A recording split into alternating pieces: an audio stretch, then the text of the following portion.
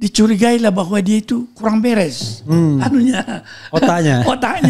Dan ternyata kemudian dia adalah seorang narkoba. Kemudian itu dasar impeach dengan alasan tidak layak lagi menjadi seorang presiden. Di konstitusi kita persis seperti itu. Mampu secara jasmani dan rohani. Kalau misalnya ada data-data yang ditemukan dan itu melalui satu proses yang dikatakan interpelasi dan angket di DPR, dirumuskan kemudian dalam prosedur konstitusi itu dan dibawa ke MK, saya kira itu harus dipertimbangkan lah. Di mana sebenarnya sudah jelas di dalam pasal 17 dikatakan itu. Putusan seperti itu tidak sah. Maka di dalam undang-undang kekuasaan kehakiman yang lama dikatakan itu batal.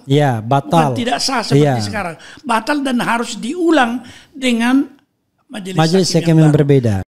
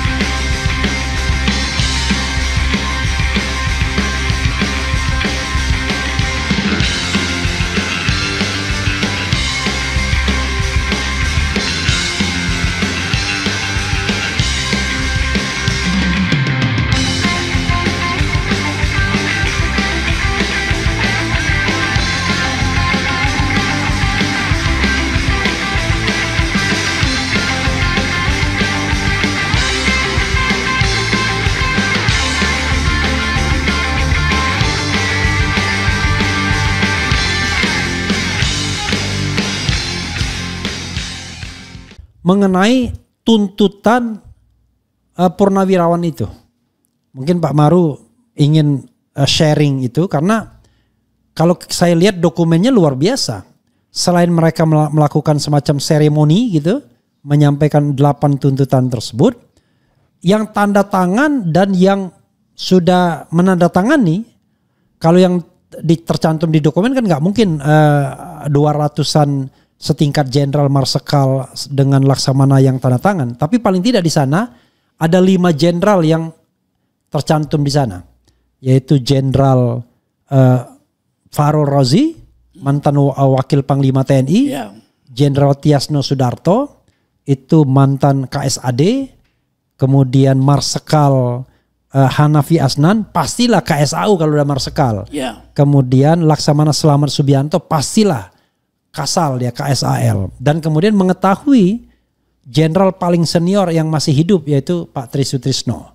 Pak Tri itu kelahiran tahun 35, jadi hampir 90 tahun usianya. Nah itu paling senior. Salah satu tuntutannya adalah makzulkan Gibran. Jadi terlepas dari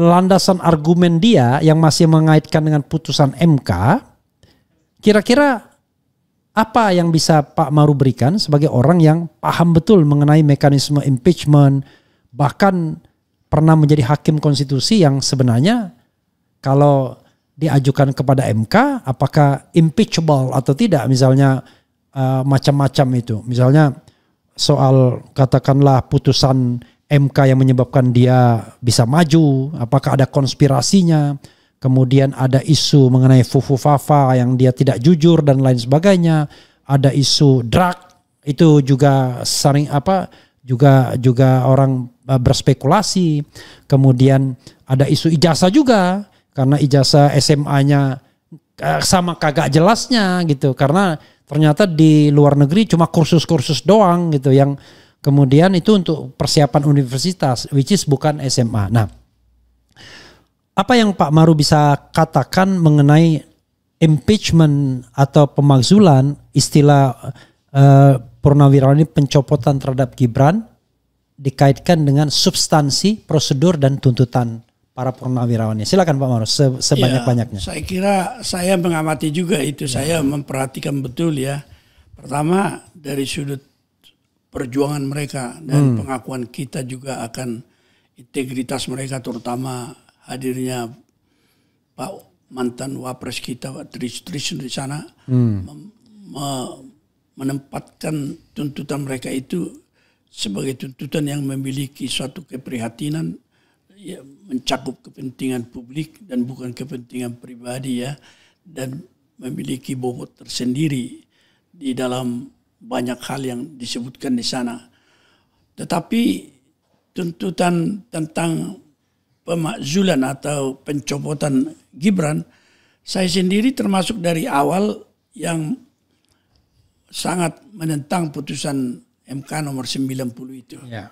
Kalau dari sudut teori maupun dari sudut norma yang ada, itu seharusnya tidak terjadi seperti itu, meskipun misalnya kita melihat bahwa apa yang dissenting yang terjadi itu sedemikian rupa besarnya sehingga kita tidak bisa mengatakan apapun, tetapi aturan yang harus ditegakkan ketika misalnya majelis kehormatan itu bersidang memeriksa ketua yang ternyata terbukti ada konflik of interest, itu juga harus sampai menyentuh kepada putusan itu dengan mengatakan bahwa putusan itu menurut undang-undang kekuasaan kehakiman, putusan yang dia memiliki konflik of interest tidak mundur, itu adalah suatu putusan yang tidak sah dan harus diadili dengan majelis hakim yang berbeda. Itu yang saya, mungkin anggapan di majelis hakim di Mahkamah Konstitusi bahwa pada saat itu memang satu majelis. Iya. Beda itu mereka, karena itu ada anggapan bahwa itu berlaku untuk peradilan. Sesungguhnya tidak. Ketika minus Pak Ketua waktu itu diadili lagi perkara itu, karena quorum yang bisa sah di Mahkamah Konstitusi minimal 7, maka itu tanpa kehadiran hakim yang memiliki konflik of interest, itu adalah majelis hakim yang baru. Yang berbeda. Dan kesempatan itu hilang sedemikian rupa sehingga apa yang terjadi itu sampai sekarang kita terima, tentu karena sudah ditentukan begitu. Itu ya zaman dulu kan ada saya zaman Pak Joko Sutono di UI sudah mengajar itu ketika terjadi kembali ke Undang-Undang 45, pada waktu itu dia harus membela, itu bukan harus membela ya. Sorry Bang. Membela apa yang dikatakan absahnya itu kembali ke Undang-Undang 45. Jadi pada waktu itu dia kuliahnya di kita selalu dia mengatakan situation Gebundenheit. Ketika saya masih mengikuti kuliah Pak Joko Sutono, dia selalu mencoba mencari suatu mencari keabsahan daripada kembalinya ke konstitusi itu, meskipun dengan dekret presiden dianggap itu bertentangan dengan konstitusi, melalui apa yang dikatakan bahwa kalau itu suatu norma yang ditentukan dan hidup di masyarakat dan diterima oleh masyarakat, maka itu menjadi sah. Itu yang saya lupa bahasa Jerman, biasanya di normative Kraft des Faktis, bahwa fakta penerimaan itu sendiri memiliki kekuatan normatif di dalam keabsahan itu. Jadi sekarang lepas daripada kita tidak memilih Gibran waktu itu ya, tetapi sudah oleh MK kemudian KPU disahkan dan disumpah MPR, maka kita melihatnya sudah diterimalah dalam fakta. Tetapi kalau misalnya ada unsur-unsur objektif yang menyebabkan kecemasan daripada generasi tua ini, yang mereka saya lihat tingkat intelektualitasnya, kalau zaman Pak Harto jenderal itu hebat-hebat itu sebenarnya, kalah kita itu sebenarnya dengan mereka itu. Tetapi itu merupakan suatu dorongan batin dan hati nurani, kita menghargai itu.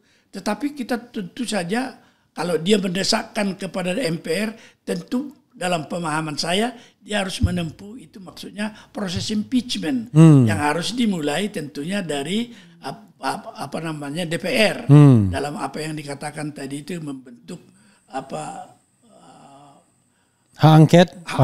panitia angket untuk memperoleh data-data dan bukti-bukti.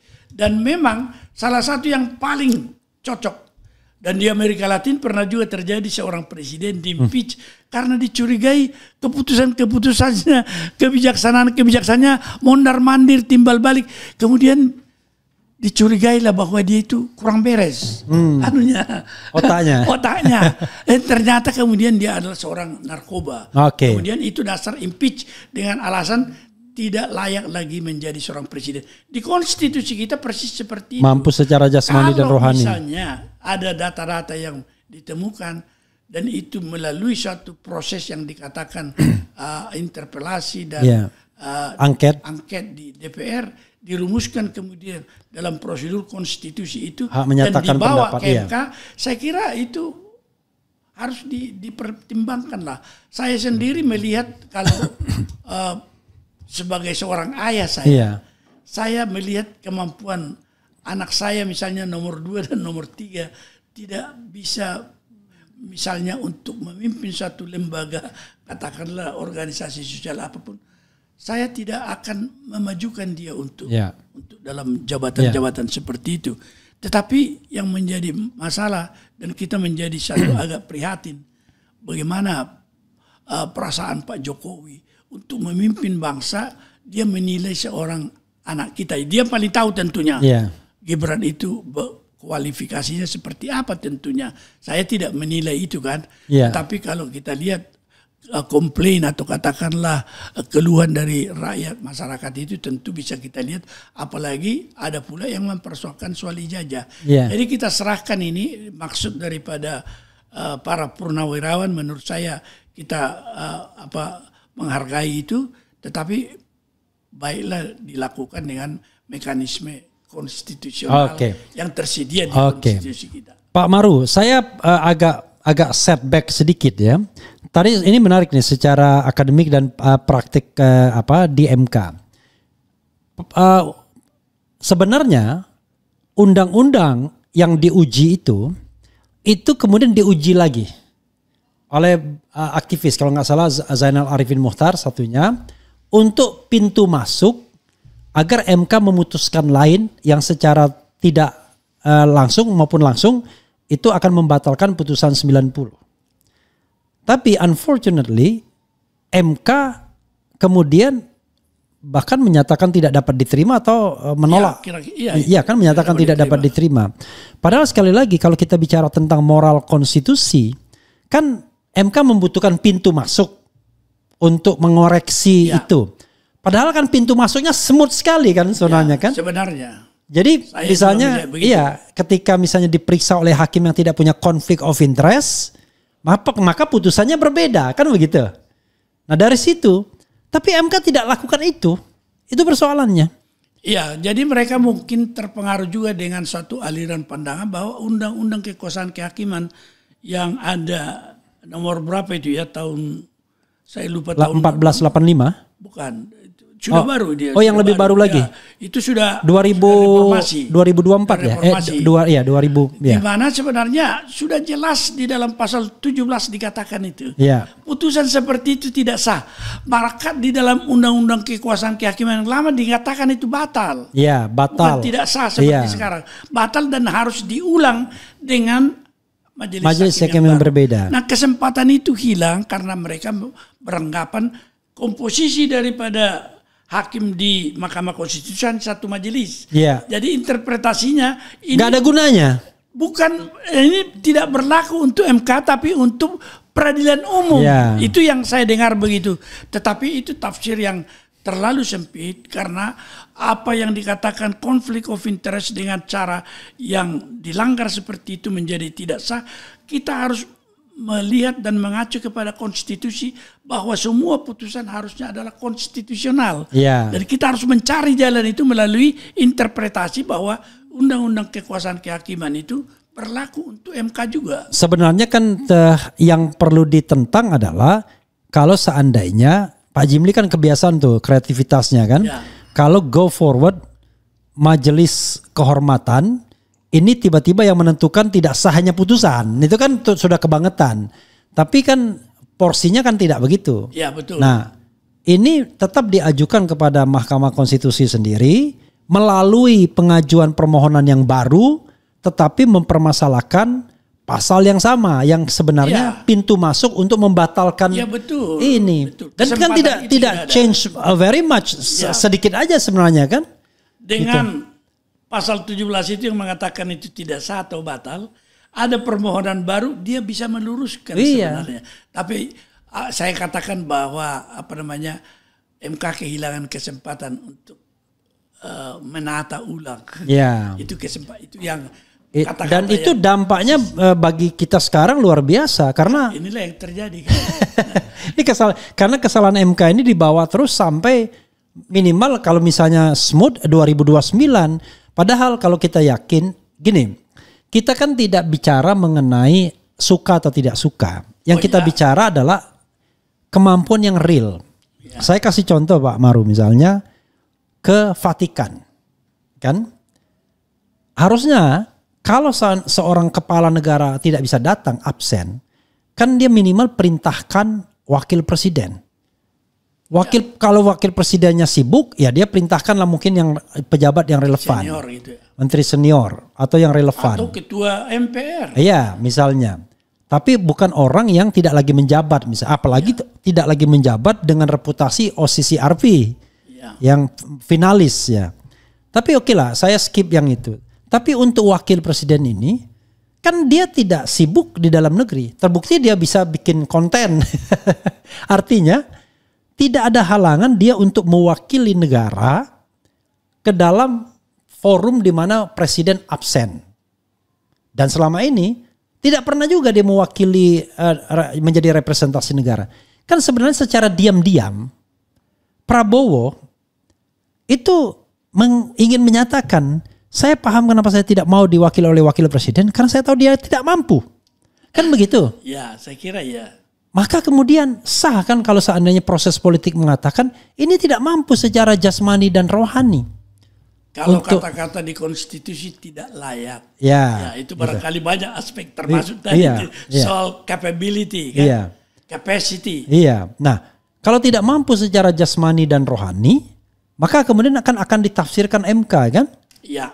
Bahwa secara jasmani belum tentu loh dia layak secara jasmani. Misalnya jasmani itu menyangkut gesture dan lain sebagainya. Tiba-tiba dilihat kita nggak bisa punya wakil presiden yang gesturnya kayak begini. Karena sebagai sebuah representasi nggak bisa. Atau secara rohani. Nanti aspek-aspek rohani itu dilihat. Nah.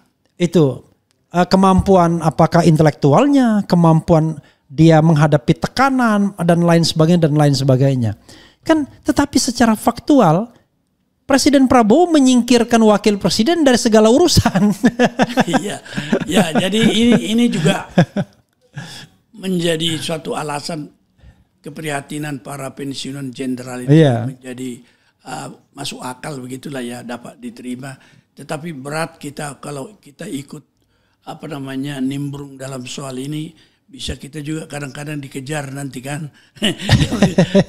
Tetapi kalau saya sebagai ayah ya, ayah 3 anak saya laki-laki, saya tahu siapa yang memiliki kemampuan. Iya, kita kan tahu kan. Iya, jadi barangkali inilah suatu rasa tanggung jawab terhadap kepentingan bangsa yang besar ini. Kalau saya melihat malah kasihan. Kasihannya adalah dimasukkan kepada situasi yang sangat sulit. Saya membayangkan misalnya dia harus datang pada sebuah situasi yang membuat dia tidak nyaman. Betul. Kan misalnya bikin kata sambutan aja nggak nyaman. Atau misalnya mau berdiskusi saja tidak nyaman. Apa-apa harus disiapkan misalnya. Bahkan likes di YouTube pun harus bos. Ya, jadi barangkali harus objektif lah diakui juga, termasuk setiap bapak yang menginginkan anaknya pemimpin, bahwa memimpin bangsa yang besar seperti Indonesia dengan tradisi sejarah yang dahsyat dari para pendiri republik yang memiliki pendidikan yang sangat mumpuni meski muda, itu sebenarnya menjadi satu cermin atau acuan yang harus kita pedomani begitu. Saya membayangkan in case misalnya, kita tidak tahu ya apakah ini bisa terjadi atau tidak. Kalau presiden berhalangan kan atas nama konstitusi wakil presiden yang akan mengisi sampai habis masa jabatannya. Itu kan di Undang-Undang Dasar. Iya, Undang-Undang Dasar. Untung ada putusan MK yang mengatakan mantan presiden tidak boleh menjadi wakil presiden kan begitu. Saya membayangkan seandainya dia naik misalnya, maka jangan-jangan kalau nggak ada aturan itu wakil presidennya Jokowi juga. Saya tidak ada lagi berbicara ke sana. Oh my God, this is something very ugly, extreme, ugly. Ya. Oke Pak Maru, silakan mungkin wrap up dan closing statement.